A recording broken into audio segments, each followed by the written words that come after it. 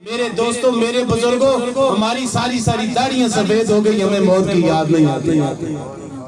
ہمارے پوری داڑھی کے بال سفید ہو گئے، ہمارے پورے جسم چڑیوں سے بھر گئے، ہمیں موت کی یاد نہیں آتی۔ کسی نے کہا تھا ہڈیاں کمبڑ گوڈے کھڑکن اٹیوی پگیوں باز نہ آیا، واہ مرد دریرا، وہ تیری ہڈیاں بھی کام رہی ہے، تیرا جسم بھی چڑیوں سے بھر گیا، لیکن آج بھی تو پگیوں باز کم و بیش 24 لاکھ مربع میل کا تن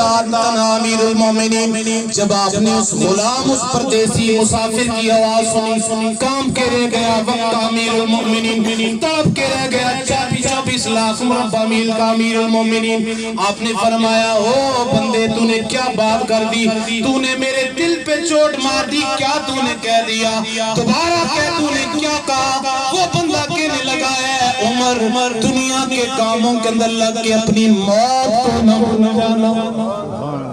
دنیا کے کاموں کے اندر لگ کے اپنی موت کو نہ بھول جانا، ایسا نہ ہو کہ دنیا کے کاموں کے اندر تو لگا رہے، موت سے غافل ہو جائے، کبھی موت سے غافل نہ ہو جانا۔ حضرت فاروق اعظم نے اس بندے سے کہا، وہ بندے تو نے میری تو آنکھیں کھول دی، تو نے مجھے غفلت سے جگا دیا، آج سے تیری یہ ڈیوٹی ہے، ہر روز تو آیا کر میرے دربار میں، میرے کمرے میں آیا کر، آ کے مجھے یہی جملہ کہہ دیا کر کہ عمر خبردار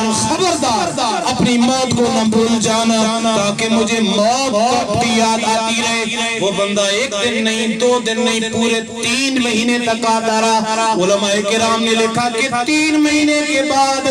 ایک دن حضرت فاروق اعظم رضی اللہ تعالیٰ عنہ شیشے کے سامنے کھڑے ہوئے، آئینے کے سامنے کھڑے ہوئے، دیکھا داڑھی کے اندر ایک بال سفید ہو گئے۔ ایک بال جب سفید دیکھا، آپ نے اس بندے کو بلایا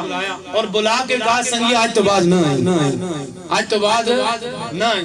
اس نے کہا میرے کو کوئی غلطی ہو گئی ہے، مجھ سے کوئی خطا ہو گئی ہے، میری نوکری میں میرے بتانے میں کوئی کمی رہ گئی ہے۔ آپ نے فرمایا تجھ سے کوئی غلطی نہیں ہوئی، تجھ سے کسی طرح کی کمی نہیں رہی، لیکن مسئلہ یہ تو مجھے یاد کرانے کے لیے آتا تھا موت کی، اب میں شیشہ دیکھوں